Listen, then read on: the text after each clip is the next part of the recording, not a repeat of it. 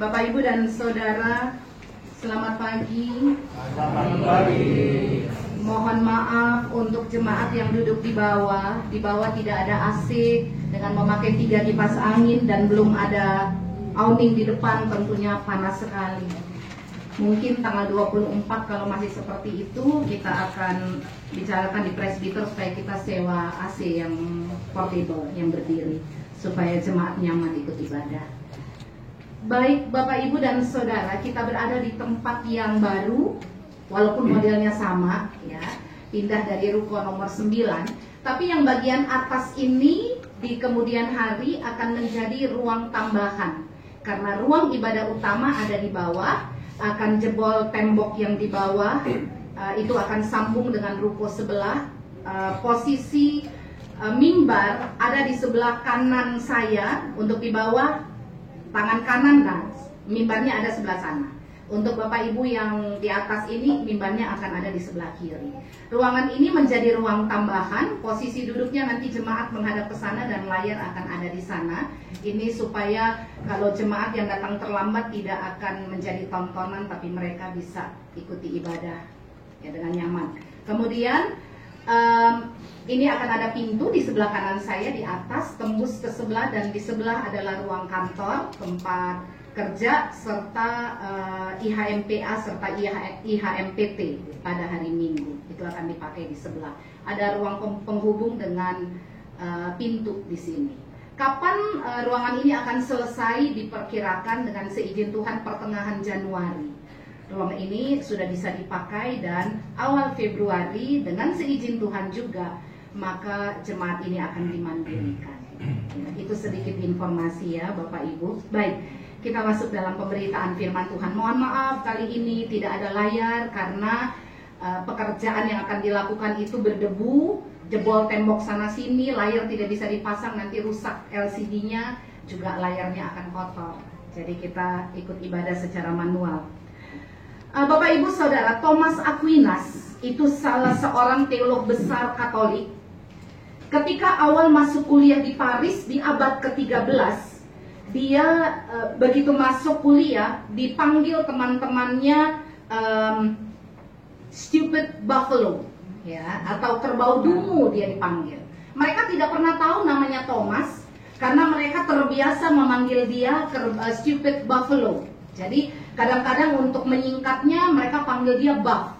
Jadi si Thomas Aquinas ini, kalau kenapa dia dipanggil Buff? Karena singkatan dari stupid buffalo. Nah, kenapa mereka mengatakan seperti itu kepada Thomas Aquinas? Karena dia terlalu pendiam. Dia tidak bergaul dan bajunya tidak pernah rapi, sehingga orang menganggap dia setengah gila. Tetapi orang-orang sangat terkejut, atau teman-teman kuliahnya sangat terkejut, ketika dia berhasil menyelesaikan kuliahnya hampir 3 tahun. Ya, saat itu kuliah teologi 5 tahun. Dia menyelesaikan hampir 3 tahun dan dia lulus summa cum laude, seluruh nilai A, dan tidak ada satupun A minus, bahkan sempurna A. Nah, kenapa sampai orang memanggil dia stupid buffalo atau kerbau dungu? Karena orang melihat penampilan. Ya, apa yang ada di depan mata itu seringkali mengacu penilaian terhadap diri orang tersebut. Beberapa orang sudah berhasil menipu Bapak Ibu Saudara nggak dengan penampilannya? Ya, kadangkala kita tertipu dengan penampilan seseorang. Penjahat-penjahat besar dunia, mereka tidak berpenampilan sangar, tetapi mereka berpenampilan sangat rapi. Kalau kita jalan di jalanan, lihat orang anak-anak muda dengan model punk, ya, pakai anting, rambut sampingnya nggak ada, rambut cuma ada di tengah, pakai baju warna gelap, tato di mana-mana. Lalu seringkali kita katakan, kapan mandinya anak-anak itu? Belum tentu mereka tidak mandi, belum tentu mereka bukan anak-anak yang baik. Seringkali kita ditipu oleh penampilan. Orang sekelas Einstein misalnya, dia juga dianggap setengah gila. Kenapa? Karena dia tidak pernah mau disetrika bajunya. Jadi dia bilang sama istrinya, kalau kamu setrika baju saya malah nggak bisa mikir. Padahal pekerjaan saya ini adalah mikir. Jadi lebih baik nggak usah setrika baju saya. Ya. Nah, jangan main-main dengan isi kepala Einstein, karena dia dikenal sebagai manusia terpintar di dunia saat ini. Jadi Bapak Ibu Saudara, perbedaan itu seringkali menjadi masalah, baik ketika kita melihat orang lain, atau orang lain melihat kita. Baik lewat mata maupun tutur kata. Setiap orang punya cara menilai bahasa orang berbeda-beda. Orang Jawa misalnya, kalau dengan orang Batak atau orang Ambon ngomong, apa penilaiannya? Marah-marah melulu nih bapak nih, marah-marah melulu nih si ibu. Padahal tidak, karena nada mereka memang seperti itu. Atau mohon maaf, ketika orang Ambon atau orang Batak ketemu dengan orang Jawa, tuh ini businya udah nyampe sana, tapi lambat banget ya untuk nyampe di sana. Ya, dengan cara bicara yang lambat, cara jalan yang lambat, bereaksi yang lambat. Nah, itu penilaian orang. Dan Bapak Ibu Saudara, kita harus belajar, tidak ada manusia yang sama dengan saya. Ya, saya adalah masing-masing Bapak Ibu. Tidak ada yang sama. Tidak ada orang juga yang bisa kita katakan bahwa saya nggak ngerti pola pikirnya. Kok bisa gitu sih? Kenapa? Karena setiap orang berbeda. Allah memang tidak menciptakan manusia seragam. Di dunia data tahun 2019 ada 7,7 miliar manusia di dunia ini. Dan Allah itu luar biasa. Dia menciptakan 7,7 miliar karakter di dunia ini. Wajah boleh mirip. Ya, kata para ilmuwan, manusia punya 6 orang di dunia ini yang mirip plek dengan dia. Ini kata para ilmuwan. Jadi kalau satu ketika bapak ibu dengar, ibu-ibu misalnya dengar, saya kok pernah lihat muka ibu di mana ya? Kalau ada orang yang ngomong gitu, jangan terus tersinggung.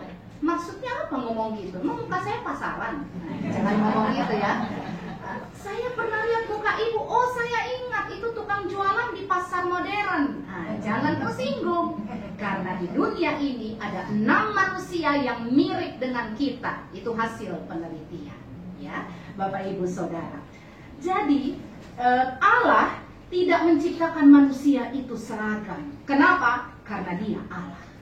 Justru karena Dia Allah, untuk menunjukkan bahwa Dia itu punya kekuasaan besar, Dia harus menunjukkan bahwa, bayangin nih, 7,7 miliar manusia berbeda-beda loh. Kalau sama, penanganannya sama, kita juga bisa. Nggak usah Allah, kita juga ngerti. Oh, orang-orang daerah Sangir ini karakternya begini, cara tanggapinya seperti ini. Saya antropolog, sehingga belajar bahwa orang Batak, asli Batak, papa mama Batak, kakek nenek Batak, tapi kalau lahir di Solo, ternyata tidak Batak 100%. Ya. Jadi kalau kita katakan, oh saya mengerti menghadapi orang Sangir harus seperti ini, atau menghadapi orang Kalimantan harus seperti ini, belum tentu. Ya, itu keseragaman. Allah tidak pernah menciptakan manusia seragam. Jadi jangan terlalu cepat menilai sesama.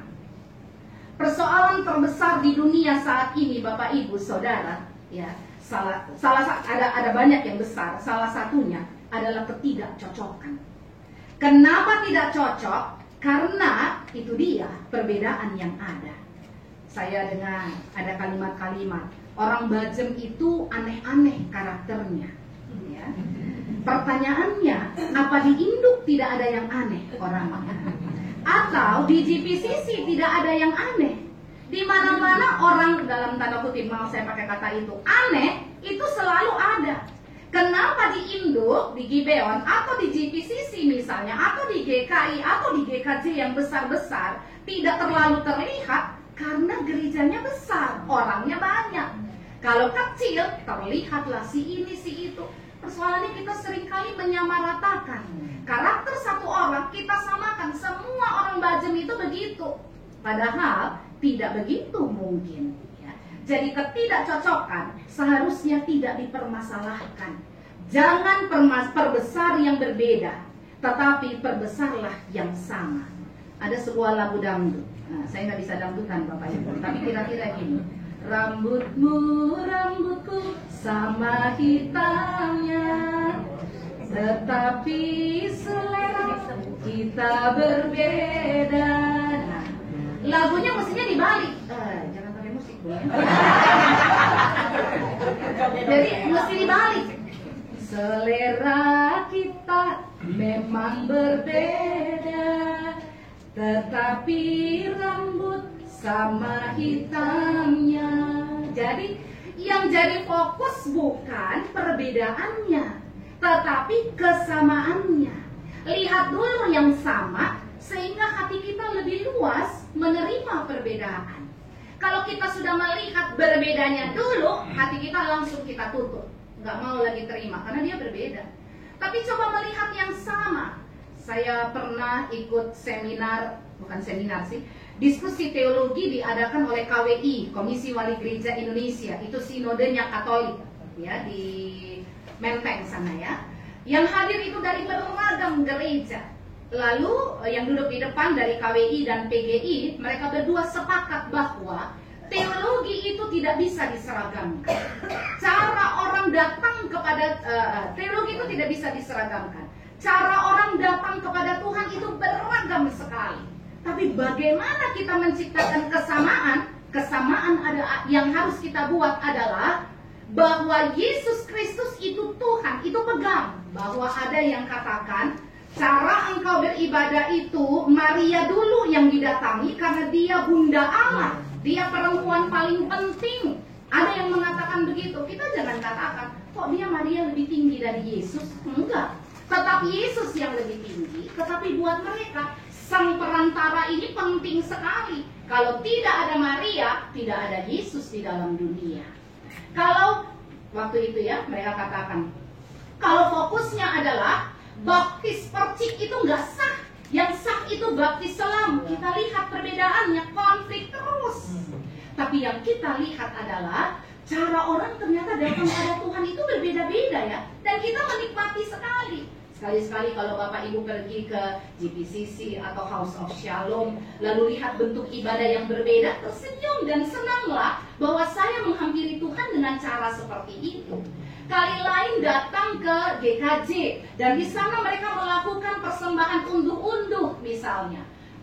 Masuk gereja bawa buah sayur diiringi dengan lagu gending Jawa. Kadang-kadang begitu lamban prosesnya, nikmati. Di situ kita berada. Jadi kita sangat menikmati keragaman. Kita belajar mengerti bahwa memang bukan hanya manusia, dunia ini beragam. Ada banyak hal yang berbeda ternyata dari yang saya tahu selama ini. Lihat yang sama dulu, baru lihat perbedaannya. Istilah saya selalu yang saya pakai dari mimbar, jangan mengukur orang lain, memakai ukuran kita. Semua orang harus seperti yang saya pandang, susah. Bahkan dalam kehidupan rumah tangga pun, suami istri mesti belajar menerima. Istri saya memang berbeda dari saya, suami saya memang berbeda dari saya. Ketika kita menuntut istri kita harus seperti yang saya bilang, kalau saya bilang jangan pergi, kamu nggak boleh pergi. Ya, seringkali kan begitu. Lah, kenapa? Ada yang katakan iya ya.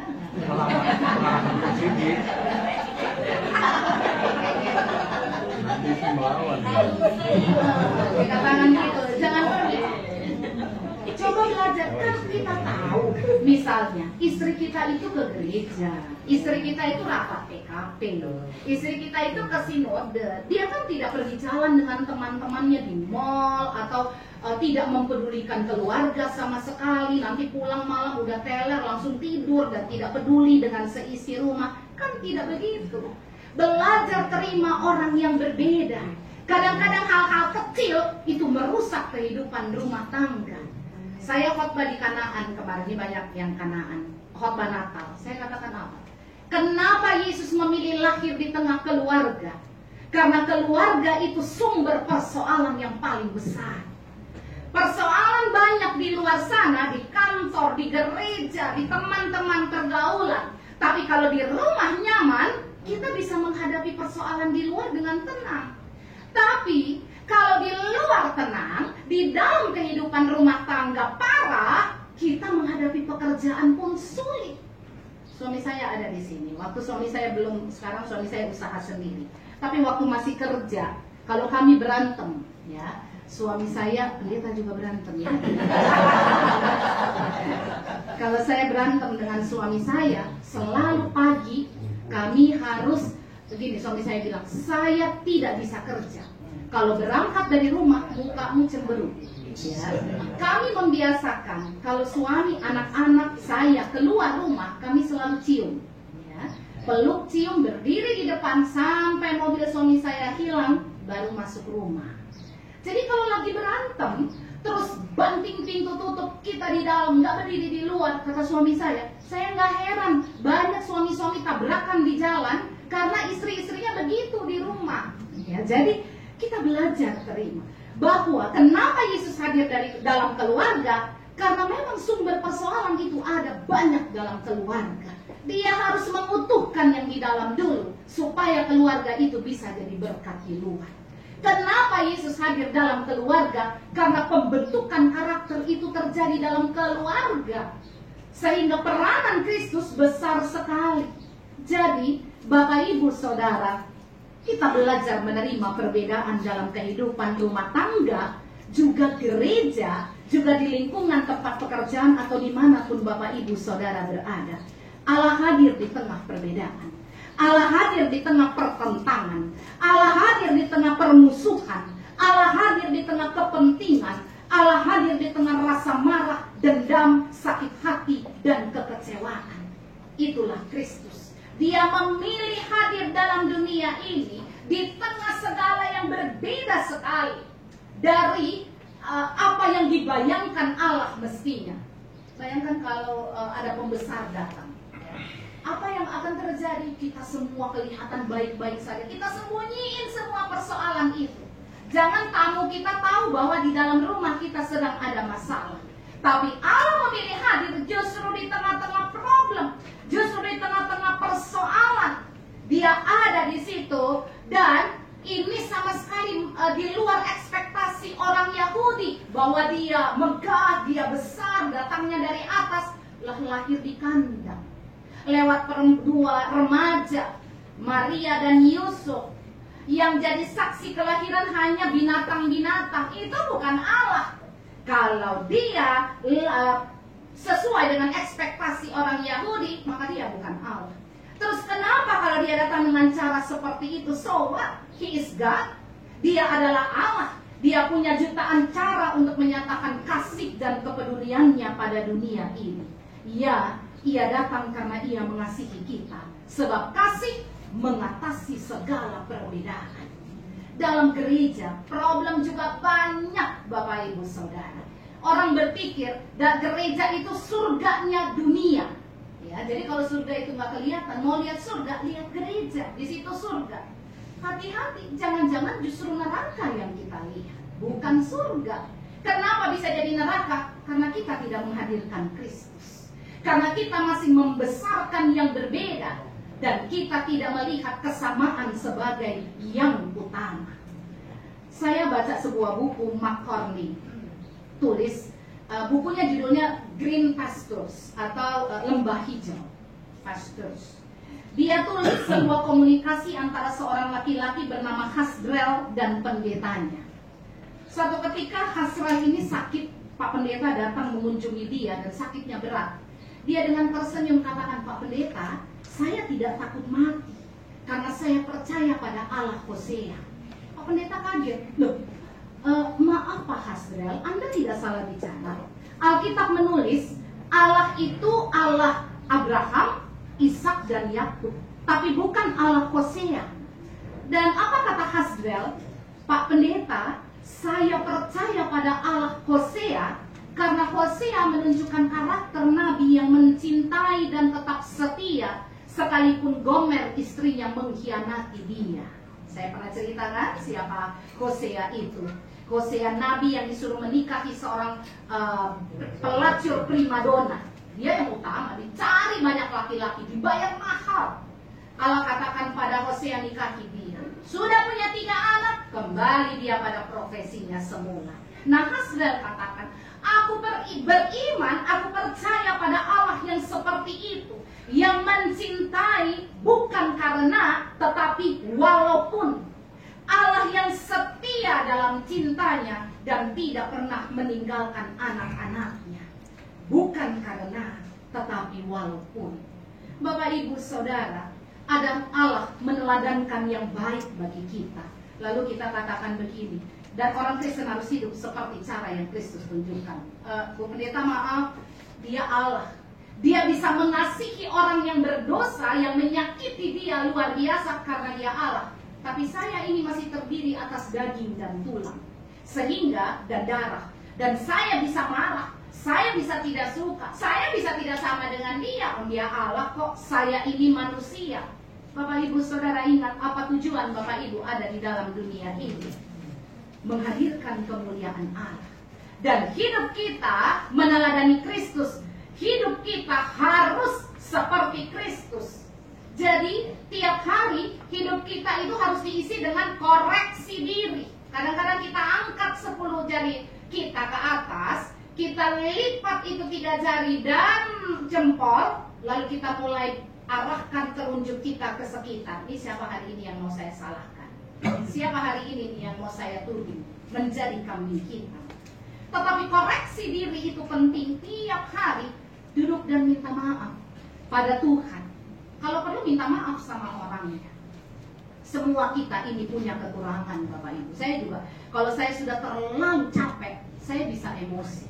Kadang-kadang sudah habis ngomong baru sadar, Tuhan saya sudah salah ngomong begini. Tapi saya manusia dan belajar dari kekurangan itu untuk membetulkan kali berikut saya tidak begitu lagi. Harus ada sesuatu yang berbeda, menjadi manusia yang lebih baik.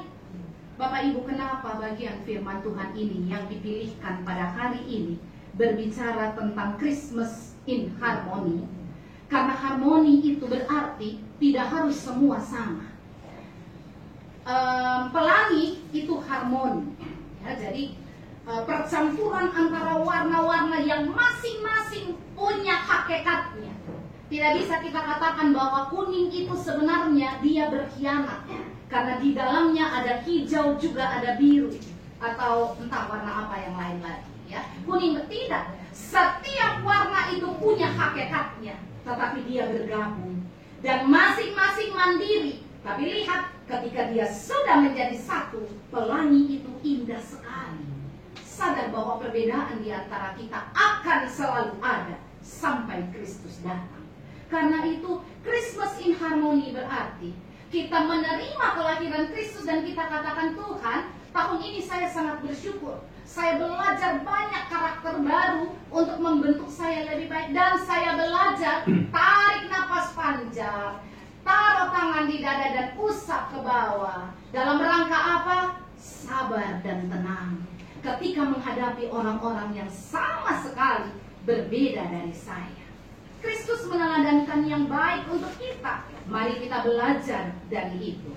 Nah, ada satu lagu lagi yang tentang harmoni. Ebony and Ivory, ada yang tahu?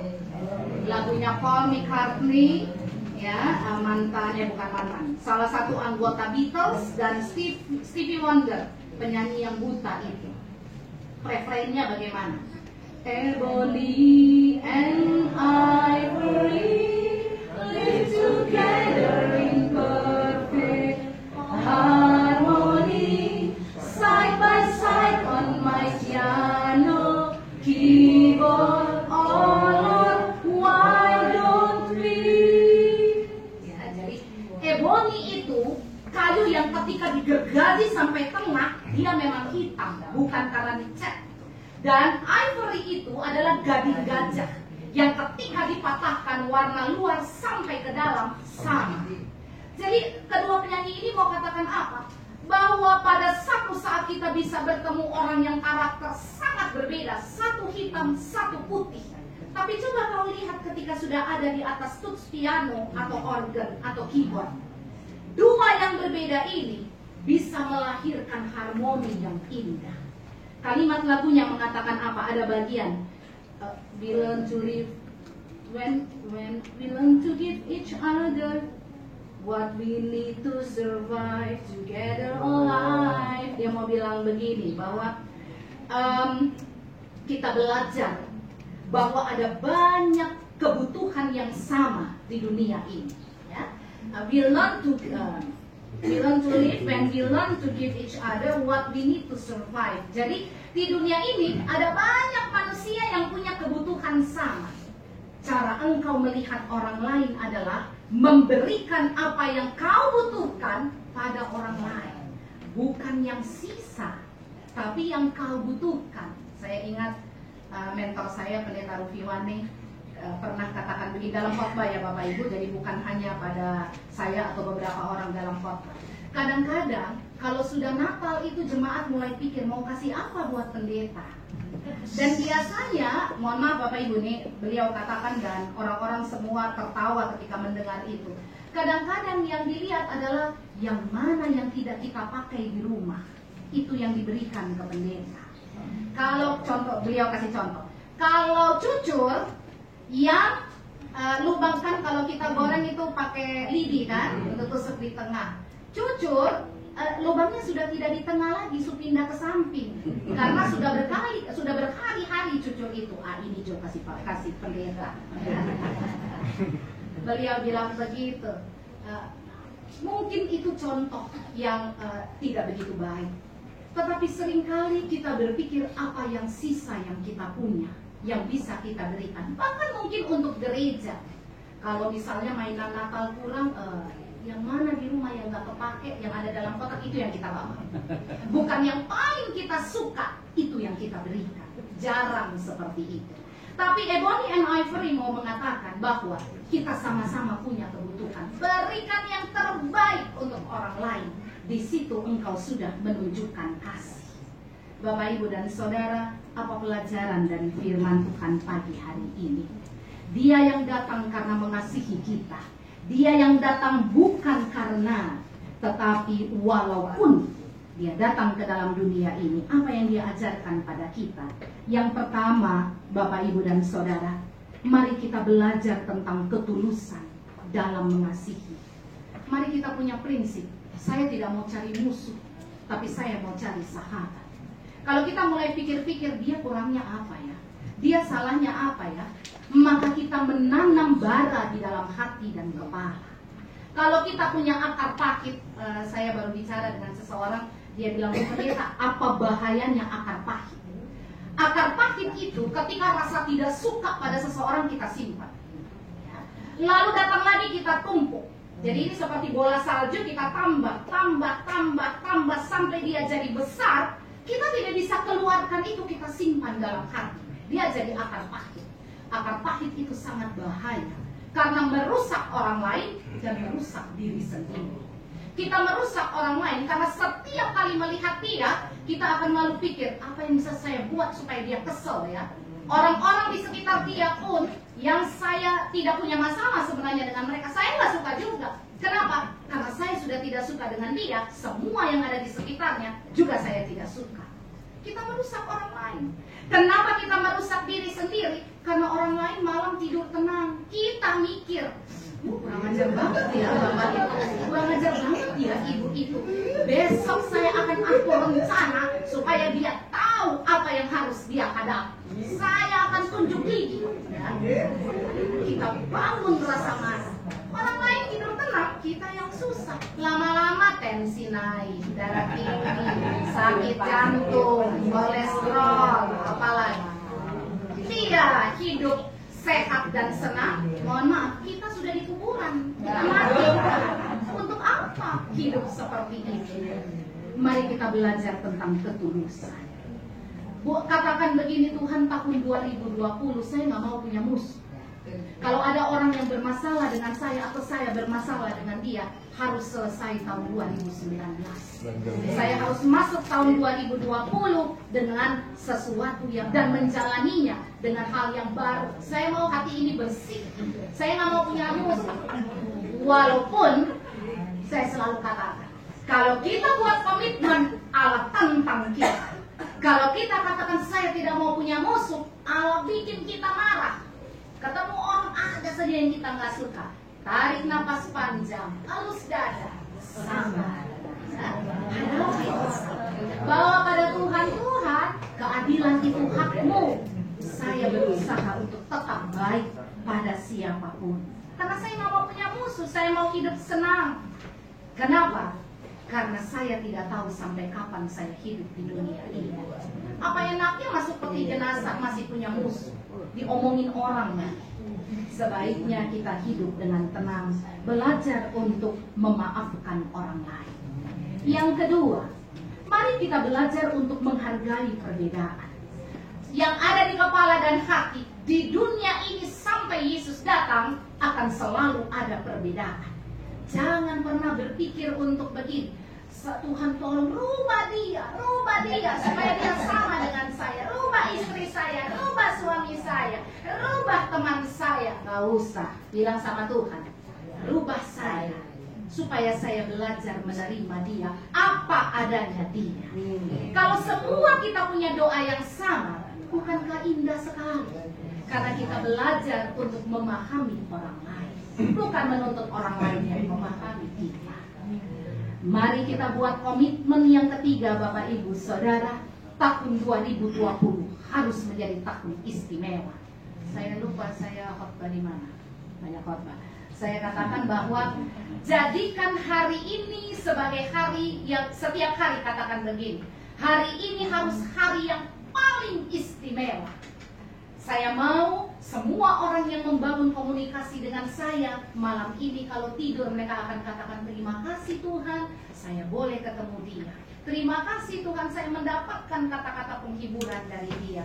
Terima kasih Tuhan karena dia baik sekali. Saya mau itu yang orang katakan tentang saya. Jangan malam dengan air mata dia cerita pada istri atau suami atau pada orang tua, Ma, Pak, saya sedih sekali, dia nyakitin hati saya banget dengan kata-kata dia, banget dengan kelakuan dia. Kita rubah karakter kita. Christmas in harmony berarti Yesus merubah kita dari dalam, dan kita akan hadir dalam dunia ini memberikan banyak kebahagiaan dan sukacita bagi banyak orang. Bapak Ibu Saudara, saya mau tanya, ada yang bawa kue? Ada? PSG siapa yang bawa kue? Semua bawa. Semua bawa. Udah dikumpulin belum Bapak Ibu? Bu Jen bisa tolong bawa baki ke atas supaya kue-kuenya dikumpulin dulu.